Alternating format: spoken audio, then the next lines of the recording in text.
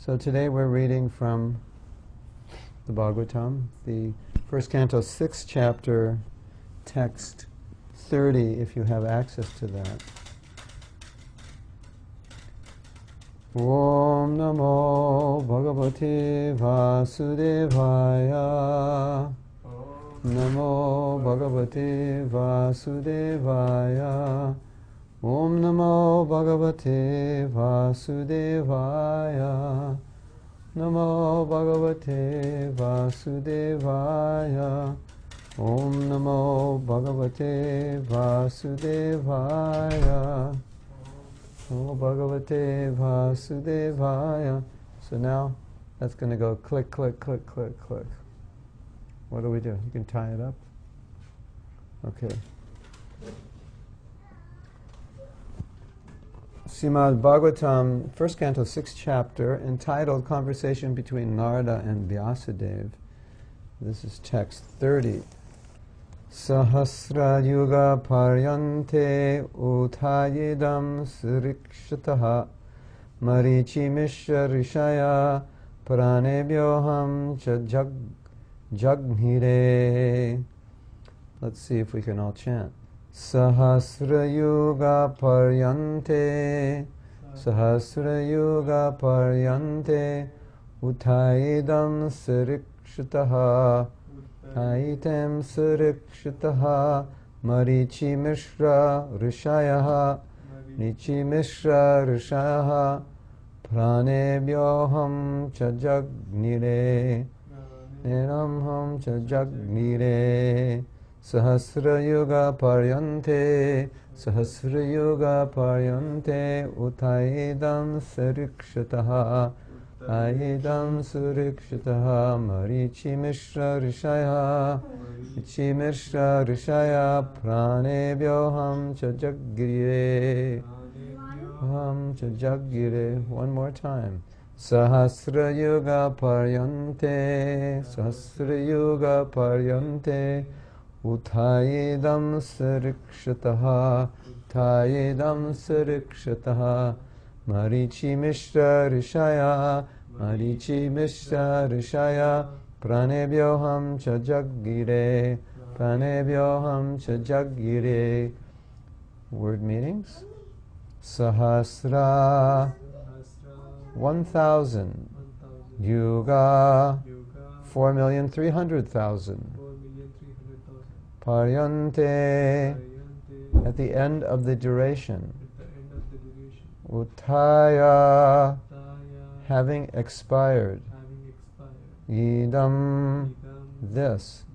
Sisrikshataha, desire to create again. Marichi Mishra, rishis like Marichi, Rishayaha, all the rishis. Pranebhyo, out of his senses. Aham, I. Cha, also. Jagire, appeared. After 4,300,000, 4,300,000,000 solar years, when Brahma awoke to create again by the will of the Lord, all the rishis like Marichi, Angira, Atri, and so on were created from the transcendental body of the Lord, and I also appeared along with them. So here Narada Muni is talking about a subsequent creation, and at the time Brahma created, Narada Muni appears as the son of Brahma. Purport: the duration of a day in the life of Brahma is 4,320,000,000 solar years. This is stated also in Bhagavad Gita. So for this period, Brahmaji rests in Yoga Nidra within the body of Garbhodakshaya Vishnu, the generator of Brahma. Thus after the sleeping period of Brahma, when there is again creation by the will of the Lord, through the agency of Brahma, all the great rishis again appear. Excuse me. All the great rishis again appear from different parts of the transcendental body. And Narada also appears. This means that Narada appears in the same transcendental body, just as a man awakes from sleep in the same body. Sri Narada is eternally free to move in all parts of the transcendental and material creations of the Almighty. He appears and disappears in his own transcendental body, which is without distinction of body and soul, unlike conditioned beings. So yesterday we were talking about Krishna's transcendental nature doesn't take birth according to karma like we do, and so also here it's describing the devotee as the same. A liberated soul, when they come into this world, they're coming to help people out of it. They're not coming according to their karma. They're coming to serve the desires of Krishna. So they only have one desire, which is to help people. The conditioned souls, when they come to this world, they have many desires to fulfill. Personal desires, and that's why we're here. And so basically we discussed that yesterday, and how Krishna performs his Leela, which has nothing to do with the material modes of nature, and he performs his Leela to attract us out of this world, because we're so attached to it. So he performs the Leela so we can become attracted out of it. That's the idea. So, now we had discussed, I believe we had discussed this a bit last night, about how we're foolishly entrapped in this world, and we keep making the same mistakes, and the same ultimate mistake is that we have material attachment, so we take birth again, and that's why we're here. And so when you look at your existence in the material world, although we're proud that we have a body, sometimes we're proud of our beauty, we're proud of our talents, we shouldn't be proud. It's kind of foolish to be proud. So continuing the theme we had last night, or yesterday, I think was it last night? Duped by Maya? Yeah, so we're talking last night how Maya dupes us, she confuses us, and then we remain in the material world and we're doing the same things over and over again. So one of the ways that she dupes us as conditioned souls is we come here to explore our own desires, and then we become proud of our body and talents, but the body and talents we have, number one, the talents are gifts of Krishna, so they're not ours, and the body is awarded to us because we wanted to be separate from Krishna. So the body is a symbol of sin, it's a symbol of desiring other than Krishna. So why be proud of it? It doesn't make sense. So we should be ashamed that here I'm in the material world, I'm still here after thousands of years, it's called thousands of years, hundreds of thousands of years, I'm still here. So why be proud? We should be ashamed. So what's also being explained in this verse is that we have to understand our position is much different.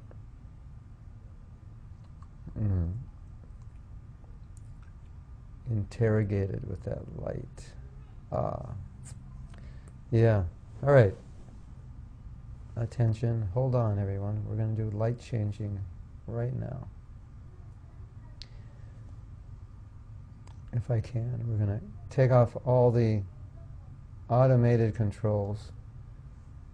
Now I can't even get the advanced settings, it won't even let me. Oh, let's see if I can get it now. No, we can't even change it.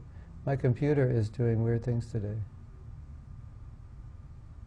No, I know why, because, okay, with a flick of a button, everything should change.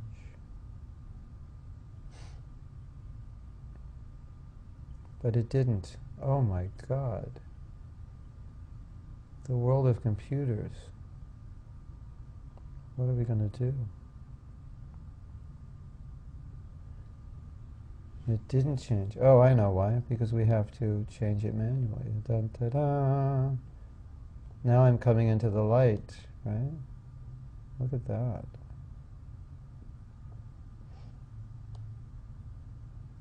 And the color, we want to get the wall behind us yellow.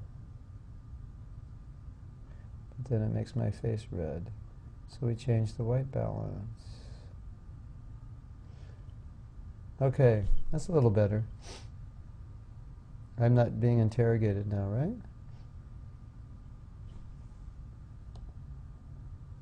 Okay. It's not perfect, but less interrogation. The wall is still gray, but anyway, it's a little better. Now you can see the light shining on me. No, it's okay. It's okay. Don't worry about it.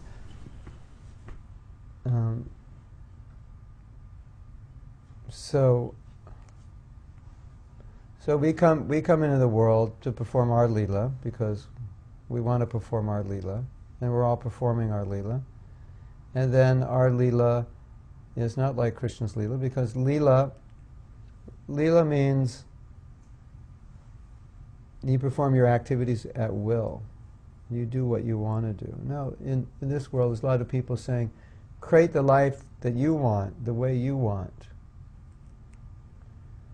Manifest your will in your life. So there's some truth that you can do that, but there's limitations in what you can do. Because everything which happens to us is not just the way we want it, although some things we can manifest if we meditate on them and we work towards them and we set goals, but some things we cannot manifest because we're not in control. Where Krishna's Leela, everything he does is only because of his will. So when Krishna is fighting with a demon, that's because he wants to. It's not because, oh, there are these demons harassing Krishna, so now he's in trouble. He may play like that, but he's doing that because he wants to, not because he has to. So Leela means you're doing it for your enjoyment. Our Leela in the material world is not always for our enjoyment, although we're trying, but we don't always enjoy. Sometimes we try to enjoy and we suffer. So Krishna doesn't suffer. And the Leela of the liberated soul is only for the service of Krishna, and it's entirely under Krishna's direction and protection. And so we're meant to come to that point where we only serve according to Krishna's will, and we're not now engaged in our own Leela. Our Leela is our Guru's Leela, is Krishna's Leela. We serve that Leela. That's what we're supposed to do. So now, we're in the interim stage where we're kind of phasing out of our Leela and phasing into Krishna Leela. But in pure devotional service, there's absorption, and there's always absorption in Krishna Leela, and our Leela is to please Krishna's Leela. So we were talking about that last night and just saying that you have to be intelligent. We have to be intelligent to see what's actually happening. I'm so proud of the body, but when you're 85 years old, you're not going to be proud of your body at all. There won't be much left to be proud of. You see, very, very attractive people. When they get old, their body falls apart. It's embarrassing for them. Especially if you were a model, movie star, rock star, and you get old and everybody saw you when you were young and beautiful. It's embarrassing. So obviously, this is not the Leela we would choose, to get old and have our body fall apart. So I ask people, if you were God, what would you be like? Would you get old? Of course not. And if you had complete control, you wouldn't want to get old. You would be beautiful. You wouldn't want to suffer. So in Krishna's pastimes, because he's God, he has total control of everything. He doesn't get old. He gets to 16. When he spoke Bhagavad Gita, it was like he was 100 years old, but he looked like he was 16, because he can do that, because it's his Leela. He's in total control. So everything which happens in Krishna's pastimes is all happening because he wants it. It may look like there's difficulties or there's troubles, but he's just doing that to enact what we call Leela, pastimes, which are his will. But we don't enact Leela. We enact activities under the control of the modes of nature. So he's not controlled and we're controlled, and that's the difference. God is great, you're not great, therefore you're not God. That was Prabhupada's definition. He said, what is God? God is great, you're not great, therefore you're not God. Because he was preaching to impersonalists who thought they were God. So there's a huge difference between us and God. So why are we ever in anxiety? Because we can't control things. Why do we fear? Because we can't control. It's obvious. So someone who comes to their senses sees their existential condition and thinks, okay, there's something wrong with this. This is not right. This is not good. Is there something better? That's the idea.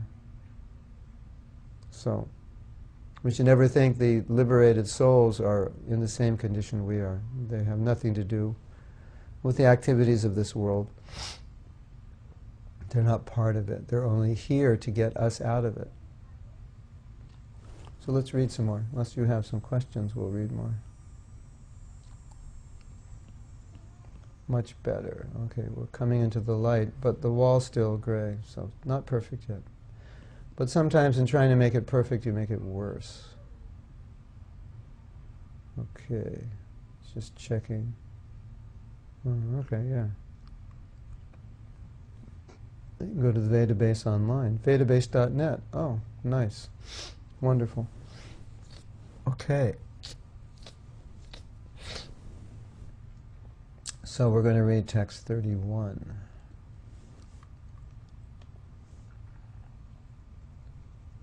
I'll just chant it myself. Antabarhischa lokam strin paryemyak yash khandita brataha anugrahan mahavishnu avigata gati kuchit. Since then, by the grace of the Almighty Vishnu, I travel everywhere without restriction, both in the transcendental world and in the three divisions of the material world. This is because I am fixed in unbroken devotional service of the Lord. This is funny, because now you might think, well, that sounds proud. Here Narada Muni is saying, listen, I can travel anywhere in the material or spiritual world because I'm fixed in the unbroken devotional service of the Lord. But actually, what he's doing is he's explaining a tattva, a truth. But he's just using himself as an example. It's not that he's proud. He's saying, no, because now I'm liberated. I've finished my material existence, so when I come into this world, I'm not under the control of the modes of nature. And anyone who's liberated is also not under the control of the modes of nature. And so he says, though this when and as a result, he's saying, and I can do this because I'm fixed in devotional service, which means I'm transcendental to the modes of nature. I'm reconnected. My Sarup Siddhi, the perfection of my Sarup, I've reconnected with Krishna, so I'm not connected with the modes of nature anymore. So he's not proud, he's just describing the situation. As stated, purport, as stated in Bhagavad Gita, there are three divisions of material spheres, namely the Urdhva-loka, topmost planets, Madhyaloka, midway planets, Adho-loka, downward planets. Beyond the Urdhva-loka planets, that is to say above Brahma-loka, are the material coverings of the universe, and above that is the spiritual skies, which is unlimited in expansion, containing unlimited self, illuminated by Vaikuntha planets, inhabited by God himself, along with his associates, who are all eternally liberated living entities. Sri Narada Muni could enter all of these planets in both the material and spiritual spheres without restriction, as much as the Almighty Lord is free to move personally in any part of his creation. In the material world, the living beings are influenced by the three material modes of nature, namely goodness, passion, and ignorance. But Sri Narada Muni is transcendental to all these material modes, and thus he can travel everywhere unrestricted. He is a liberated spaceman. The causeless mercy of the Lord Vishnu is unparalleled, and such mercy is perceived by the devotees only by the grace of the Lord. Therefore the devotees never fall down, but the materialists, the fruitive workers, and the speculative philosophers do fall down, being forced by their respective modes of nature. The rishis, as above mentioned, cannot enter into the transcendental world like Narada. The fact is disclosed in the Narasingha Purana. Rishis like Marichi are authorities in fruitive work, and rishis like Sanaka and Sanatan are authorities in philosophical speculation. But Sri Narada Muni is the prime authority for the transcendental devotional service of the Lord. All the great authorities in devotional service of the Lord follow in the footsteps of Narada Muni in the order of Narada Bhakti Sutra, and therefore, no, that's a book that Narada Muni wrote, Narada Bhakti Sutras, which describe bhakti. And therefore all the devotees of the Lord are unhesitatingly qualified to enter into the kingdom of God by Vaikuntha. So what we're learning here is it's difficult to get out of the material world. Even the rishis, they remain in it because Prabhupada's saying they're still dealing with the modes of nature. But Narada Muni and the devotees of the Lord who do bhakti, they're transcendental. So, padam padam yadvi padam natesham, this verse is there, that every step in the material world is dangerous, but it's not dangerous for the devotees, because the devotees don't belong here.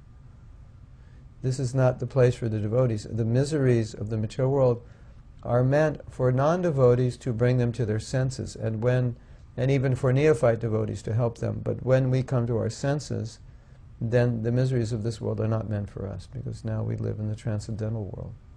Of course, because we have a body, there will be miseries, but the transcendental devotee doesn't really experience it so much. And those miseries, of course, accommodate the body, because the body ages and there will be trouble. But ultimately, the troubles of this world are not meant for the devotee, because he's liberated from this world. Here, Narada Muni, it's described again that he's not under the influence of the modes of nature. Causeless mercy of the Lord Vishnu is unparalleled, and such mercy is perceived by devotees only by the grace of the Lord. That therefore the devotees never fall down, but the fruitive workers and speculative philosophers do fall down forced by the respective modes of nature. So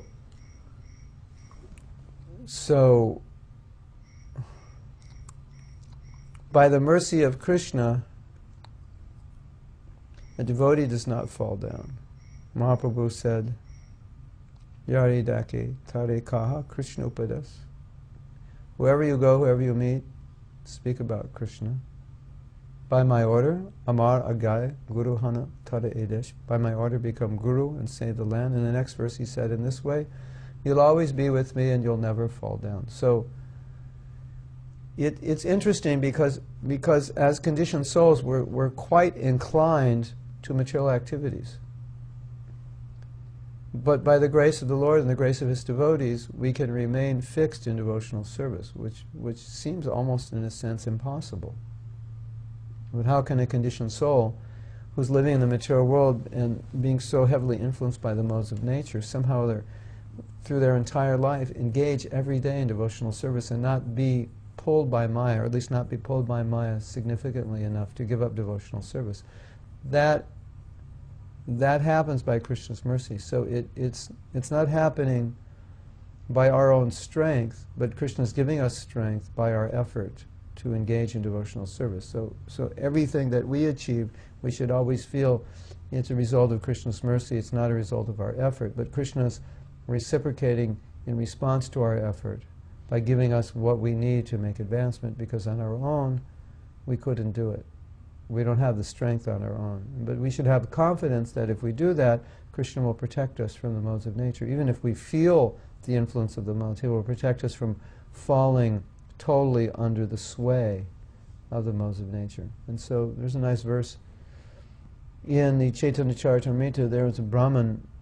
He was from a place called Avanti, and he was a very miserly man, and no one liked him. And he suffered a lot in life, and eventually he became renounced, became Krishna conscious through his suffering. And he said, Aham tarishami duranta tamo param. So now that I've become a devotee, paratma nishta, now that I'm fixed in service to Paramatma, etam sanishtaya paratma nishta. Now that I'm fixed in service to Paramatma.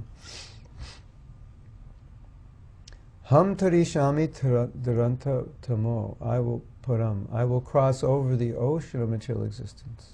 I'm confident of that. And again, maybe not exactly in the same way, but it sounds like this devotee is proud. You know, what do you think if some devotee comes to you and says, Prabhu, Mataji, I'm going to cross over the ocean of material existence? You'd think, this devotee is proud. You'd probably think, he's probably going to fall into Maya now, because he thinks he's becoming proud of his position in devotional service. So this devotee, he's not being proud, he's again stating a fact that if I give myself to Krishna, Krishna will protect me. As a result, I will cross over the modes of nature. Krishna promises that in the Gita. Kaviyesha guramaya mama maya duratya. Aham, right? The Mahatmas, Daivesha Gunami Mama Maya Dharatya. Take shelter of the divine nature. The material energy is Dharatya. You can't cross it over. But if you take shelter of the divine nature, you can easily cross it. So the you that's crossing it is crossing it because of the nature that you've taken shelter of. Just like you're on an airplane. So the airplane's going 500 miles an hour. It doesn't mean you can walk or run or fly 500 miles an hour on your own. But you've done something. You've made the money. You've gone to the airport. You've got yourself on the plane on time. So you have made an effort, but now it's all happening because of the airplane. So you make efforts in Krishna consciousness, but the success is ultimately the mercy of Krishna and the mercy of your Guru, and the mercy of the Vaishnavas.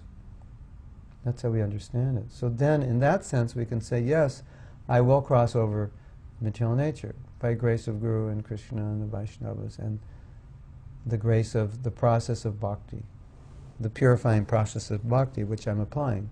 Just like you apply medicine. So it's not that you discover the medicine, but you're simply applying the medicine and the medicine is working. So Guru gives you the medicine and then you apply it and then you get the result.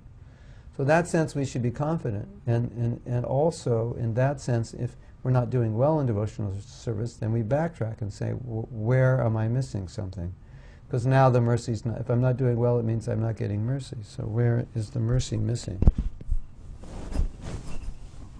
That's how we should be thinking. I'm lacking in some way, so now I'm not getting the mercy. Maybe I'm not praying for it. Maybe I'm not doing my bhakti in the right way. Maybe I'm offending devotees. Maybe I'm offending the holy name. Maybe I could be doing more service, like that. So that's how we have to think of it. So, Davyesha Gunamayi Mama Maya Duratya. This material energy is very difficult to overcome. Mam eva ye prapadyante. But those who surrender to me, Mam eva ye prapadyante. Mayam etan tarantite. For them, it's easy to cross over. So, you have two things go on in Krishna consciousness. One, sometimes it can seem very easy, and sometimes it can seem very difficult. And Prabhupada said, it's actually easy. But you have to do it properly, then it's easy. But if we fall into the under the influence of the modes of nature, then it's very hard because we're being controlled by the modes. So it's actually easy if you do it right. And if you don't do it right, it's not easy. So Turtle has joined us. Hare Krishna, Turtle. Turtle has a question. I've got a question regarding some statements that Srila Prabhupada made concerning the moon landing. Some statements that he made seem to indicate that we shouldn't believe that it happened and that the people claiming so were bluffing. Other statements seem to say they actually had gone. How do I reconcile these? Hare Krishna. Prabhupada said they may have gone to another planet, but they could not go to the moon, it's too far. I don't think Prabhupada believes that they even went to the moon. And then the third statement, you can take all these as you like, Prabhupada said, even if they did go to the moon, they didn't go, because you can't go in an earth body, because the moon is an ethereal existence and the bodies are not made of gross elements like earth and water and fire and air. But they're made of intelligence on the moon. Figure that one out. A body made of intelligence. Subtle material. Intelligence is a subtle material element. You can't see it, that's why it's called subtle. So even if they did go to the moon, they didn't go. But generally, Prabhupada consistently, as far as I understand, said that they could not go because it's too far. Because the moon is actually beyond the sun. And one of the points that Prabhupada's making here is that we should never underestimate the nature of those who want to keep us in darkness, that what extent they will go to keep us in darkness. So at this time we went to the moon, there was a, it was a time when Russia was trying to go to the moon, and we needed to create a nationalistic spirit in support of how great America was. And there was a Cold War between America and Russia. So going to the moon was like, okay, we're the greatest. It builds confidence in our country and the people and the greatness. Of course, they're willing to allow the government to spend billions of dollars on space exploration. If we have to produce something also, we're spending billions of dollars. So if you say you've gone to the moon, okay, well that justifies spending millions of dollars and employing thousands of people. So Obama was smart enough to think that, well, this isn't really like that important right now.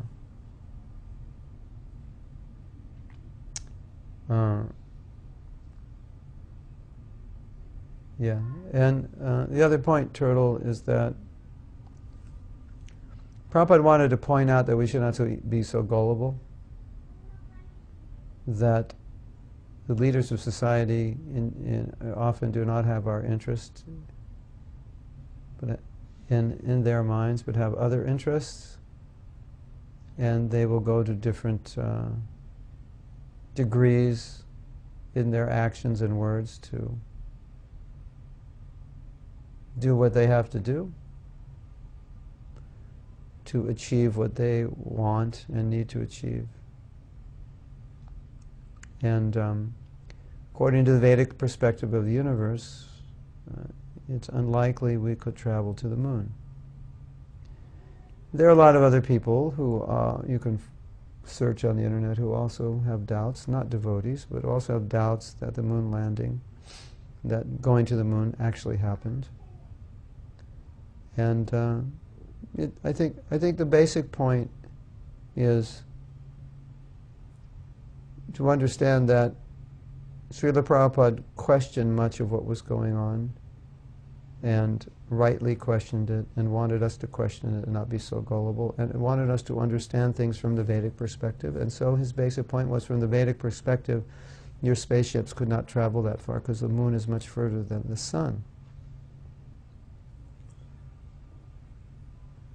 And that there's a bluff going on, and Prabhupada would joke and said, well, even if they did go, what was the result of it? They brought back a rock.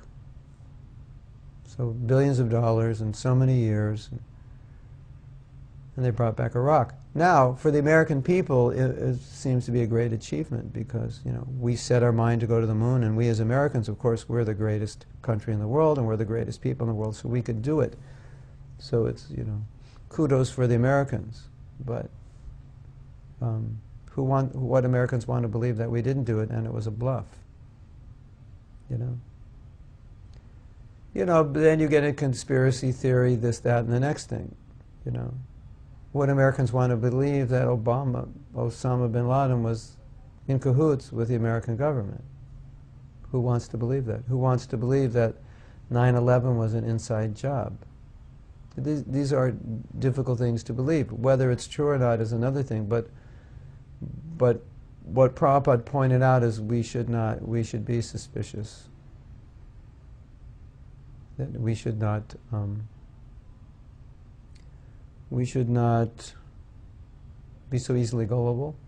And what I know for sure, because I lived in San Diego during the time that Drudakarma and Siddhaputta wrote the book Forbidden Archaeology, and they did their research about archaeology. What I did find out from them, and this is documented, and this is not some belief system, that scientists, in pursuance of evolution or neo-evolution or neo-Darwinism, will only allow research to be accepted, particularly what I'm speaking here is anthropological research, to be accepted, which coincides with their theory. And if it doesn't, it's not acceptable. And if you want to make a living as an anthropology researcher or professor, you have to only produce and only teach, only produce research and only teach what will support their theoretical model of the creation of the universe and the evolution of species. And people testified personally to finding artifacts which did not support their theory, and they were personally threatened that if you publish this, then you will lose your job, there will be other ramifications in your life. And occasionally, if you study the history in the world of science, people who buck the system occasionally mysteriously disappear from the Earth planet.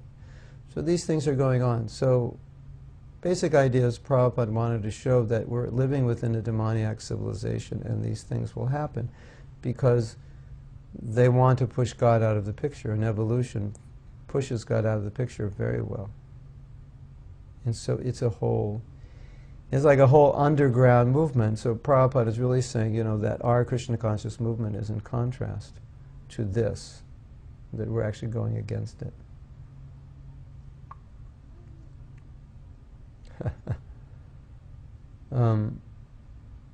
No, turtle, you need to get out of, maybe you need to get out of the shell and see that, well, basically what I'm saying is Prabhupada's telling us to look at things differently.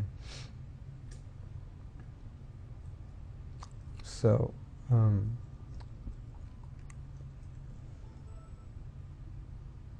this is Kali Yuga. These things are to be expected.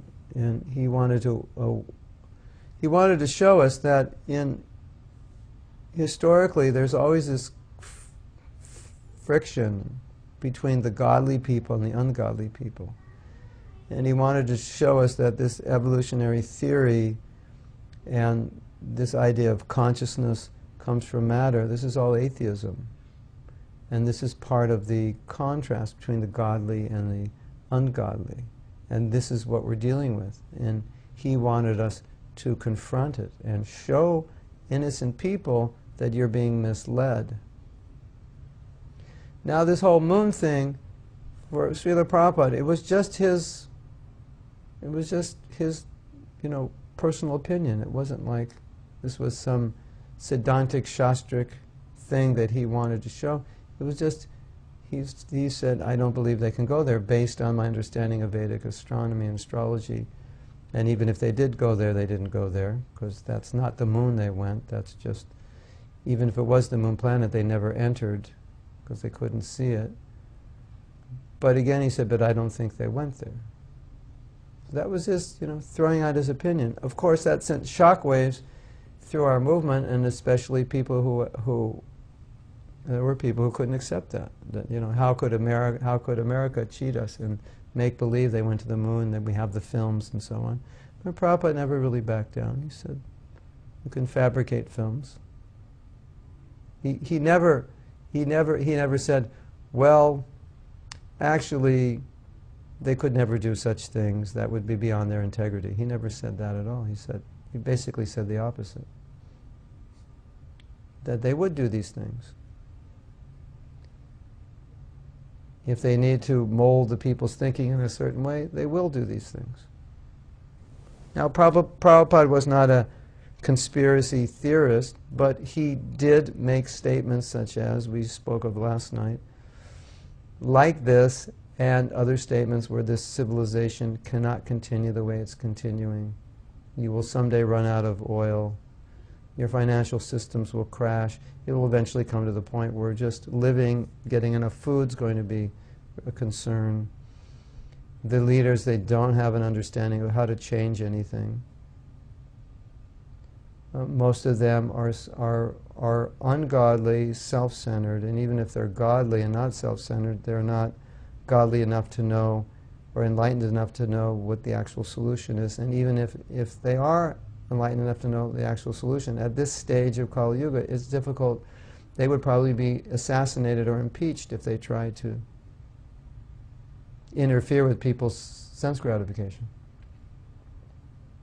So Prabhupada said, until people become enlightened, until people change, the government won't change, because people will vote for leaders who will just promise them sense gratification. So he said, our work is grassroots. That you change the consciousness of the people, then they'll demand leaders who are God conscious. And Prabhupada's, in his preaching was to expose these people. He was not afraid to expose them. he felt it was necessary for the benefit of the innocent people to expose. And that's what he did. That was Prabhupada. That's why sometimes devotees, they get a little heavy. But Prabhupada said he could do it, but we can't. Because Prabhupada was the guru of the Hare Krishna movement. He was old enough to be most people's fathers or grandfather when he was preaching. So he said he can get away with it. He said, we cannot. He said, we should be respectful of people in positions, but we also have to speak what's true. So, Carolina said, what happened with the devotees that leave spiritual life after serving Krishna? Regarding the part that says devotees never fall down. Oh yeah, that's a good question. So Carolina is asking in the purport, it says devotees never fall down, but we see devotees fall down. So what does that mean? It means temporarily, but Krishna takes care of them. Krishna brings them back. They'll all come back. So their fall down is different, because now they've rendered devotional service, they're under Krishna's care, and eventually they'll turn around and come back. But then you could also, you can look at it another way, and you could say, well, as long as they're devotees, they won't fall down, but if they give up devotional service, then they're not devotees, so then they fall down.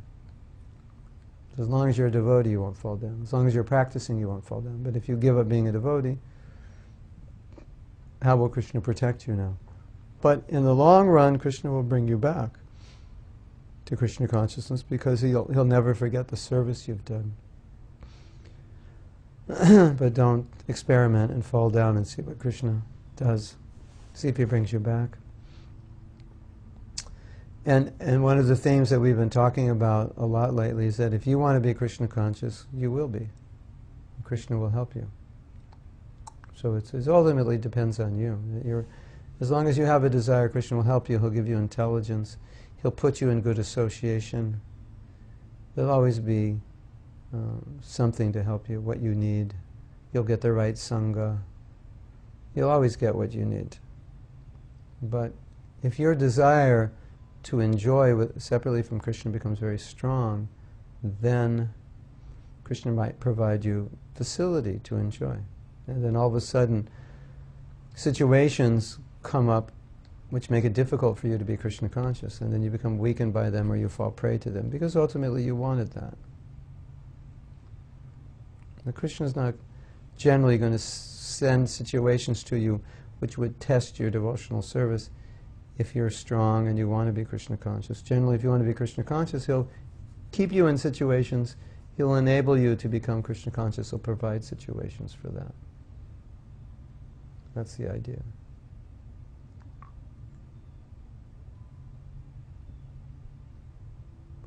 So, you're always protected by Krishna, as long as you follow the instructions of Guru and Krishna and the Vaishnavas, and serve the Vaishnavas. I say Guru, it's follow the instructions of your gurus. You can have many gurus who are teaching you. You follow their instruction, you're protected by their instructions. That's the protection. If you follow those instructions, you'll always be safe. Even if you don't follow them perfectly, still, your desire to follow them perfectly is what's important, and Krishna will protect you. Will you go up and down? Yes. Before you reach the level of anartha nivritti, you will go up and down. But you'll still go forward. You'll just be going forward like this. And when you become more advanced, you'll just be going forward like this, instead of like this. When you become more advanced, you'll be going forward like this. Straight up. I'm having an out-of-body experience right now, because what you're seeing is about 10 seconds after what I say. So I can say something, then I can turn and look at myself saying the same thing. It's transcendental, right? I'm not that body. I'm looking at another body doing two different things. Amazing. So,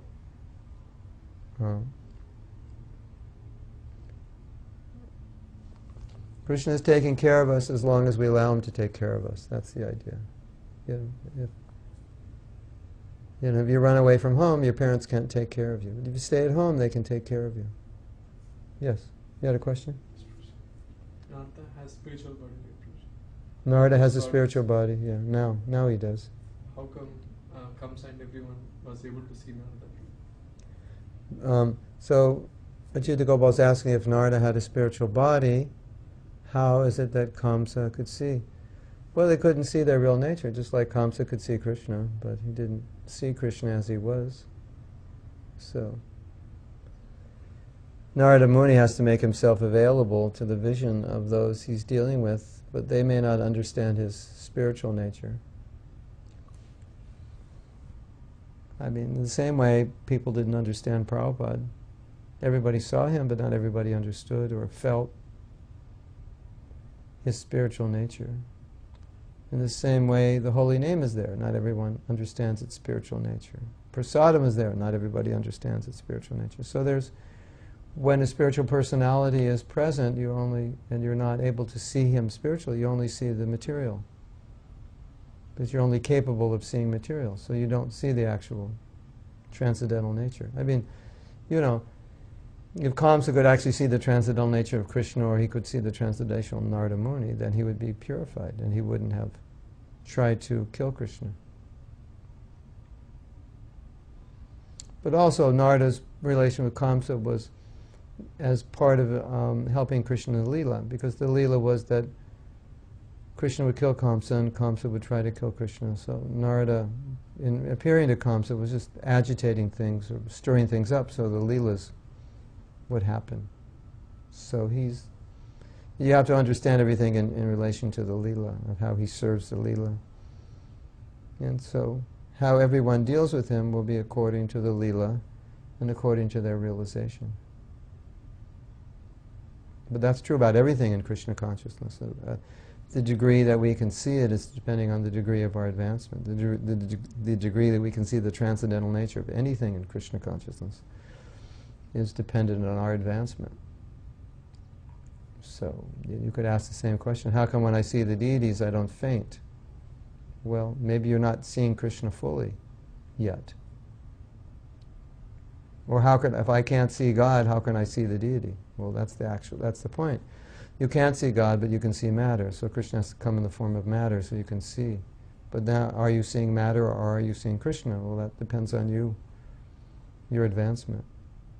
So Narada Muni comes in a form that he can interact with. Transcendental spiritual form, but they don't necessarily fully appreciate it. Or even if they appreciate it, they don't take advantage of it. They don't want it. You know, God may come to you, but you may not want God. So you'll avoid him. Pure devotee may come to you, but you don't want him. So, you know, Narada Muni can liberate Kamsa, but that's not what Kamsa wants. Kamsa's position is that he wants control and power. So that's not something Narada Muni is going to give him. So his connection with Narada Muni is only is not on that level. So he can't see Narada Muni on that level.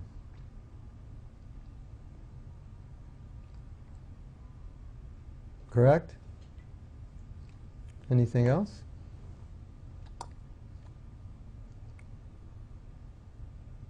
Go back to Krishna.com, see if there's a question. So, Turtle,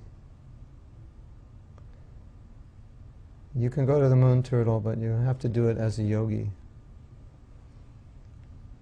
Or maybe get a pigeon carrier. Or a bird carrier, yeah. So, Teshano evanu kampartam hammagyana jam tamaha. What is Krishna's mercy? Krishna's mercy is that he dispels darkness. That's his mercy. So when we say, I'm feeling Krishna's mercy, I want Krishna's mercy, it means the mercy to dispel ignorance, to dispel darkness. That's the mercy. That's Krishna's mercy. In other words, how do you define mercy? Anything that helps you come closer to Krishna is Krishna's mercy. In higher stages of Krishna consciousness, you'll see everything as mercy. because you'll be in a consciousness which everything will remind you of Krishna, everything will help you become Krishna conscious. So then everything is mercy. And you'll see everything connected to Krishna. You'll see Krishna controlling everything. So therefore everything you'll see as mercy. Or another way of saying it is that you'll utilize every situation to help you become Krishna conscious. Therefore every situation is mercy. Therefore every arrangement in your life is mercy. Therefore everything in your life is mercy. As long as you're a devotee, this is how you should see things. That if you're doing devotional service properly, you should see everything as mercy. That everything is being utilized to advance. I mean, it's interesting because I was working in various places where gurus had left. Actually, I was connected with at three different times with three different temples where the guru left his service as guru. So it was devastating for the devotees, but it's interesting that some devotees will now tell you that they felt it was Krishna's mercy because they took shelter of another guru who was more advanced, who gave them, who now they realize that they're more Krishna conscious because of having that guru, of taking shelter of that guru, and then they realize they probably would have never met that guru or taken shelter of him if their guru didn't leave. So in retrospect, they actually see it as mercy. Where at the time, they were devastated. So that's interesting. That's happened to a lot of devotees. They're actually doing very well in Krishna consciousness. And they realize they're doing actually better now than they, most likely than they, or at least, better is the word, but I think they would admit that their Krishna consciousness is more well-nourished now, under the guidance of their guru, present guru. This could be Siksha guidance, it could be Diksha also. That's not so important to the discussion, but the fact is that they found shelter in someone else that they probably wouldn't have gone to unless their guru had left. Or maybe taking shelter of that guru would have been difficult if their guru hadn't left, because maybe there was some conflict in the teachings or something like that. So in that sense, for them, something as devastating as losing their guru or their guru falling down became something that proved to be quite helpful in the long run in bringing them into the sangha of other advanced devotees.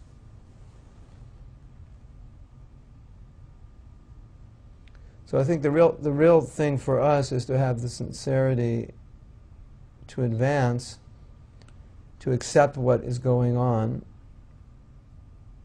in our lives as Krishna trying to bring us to Krishna consciousness. Or at least see how Krishna is trying to bring us to Krishna consciousness. See how he's pushing us.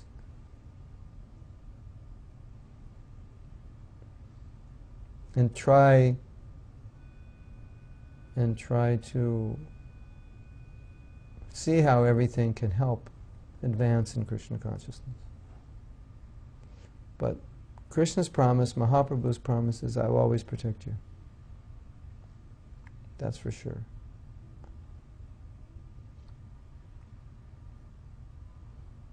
So, Prabhus, Matajis, you don't have to worry about becoming Krishna conscious. If you stay in the process, you will be. You don't have to worry about falling down. If you stay in the process, you will become Krishna conscious. But what you have to worry about is staying in the process. But once you stay in the process, then you don't have to worry. You're just, as we were saying many times, the process will work. So just stay in the process and you're okay. So if you want to worry, if you like to worry, and it's not bad to worry about this, worry about not following the process. Worry about not thinking of Krishna. That Prabhupada said that we should worry about. And we worry about so many things, but the real thing we should worry about is not being Krishna conscious. So if we want to worry, let's worry about that, rather than worry about. We tend to worry too much about our material situation. But let's worry about how to please Krishna. Instead of worrying about our material situation to the point it just puts us in endless anxiety. Let's worry about how we can please Krishna. Let's, as Prabhupada said, let's relieve Krishna's anxiety. And his anxiety is that there are conditioned souls in this world that need to go back to Godhead. So let's be in anxiety about how we can help conditioned souls. If we're going to be in anxiety, that's the anxiety we should be in. So that anxiety is on Krishna's behalf, rather than just anxiety about our own personal situation, which, of course, we always tend to be in anxiety about, because in the material world, things are up and down. We don't know what the future will bring. And there's so much financial anxiety, because without money you can't live. And the financial situation in the world has become more unstable. So obviously these are big anxieties. But for us, our anxiety, if you want to be in anxiety over money, be in anxiety over how we can get money to serve Krishna. Whatever anxiety you're in, you can always turn it around to be an anxiety about Krishna. I mean, obviously there's certain anxieties that we're just going to have naturally being in this world, but the general point is try to, as far as possible, switch those anxieties into being an anxiety about helping the conditioned souls. Maybe you're an anxiety about your physical situation, but your anxiety should be, well, my health is not good, and if I'm not healthy, I can't serve Krishna. So the anxiety should be over serving Krishna, ultimately. Not the anxiety, but if I don't feel good, I can't enjoy my body. That's the material anxiety side of it. But the spiritual side, the proper side is, if I'm not healthy, then it's going to inhibit my service. So that's my anxiety. So then that anxiety is good. Does that make sense?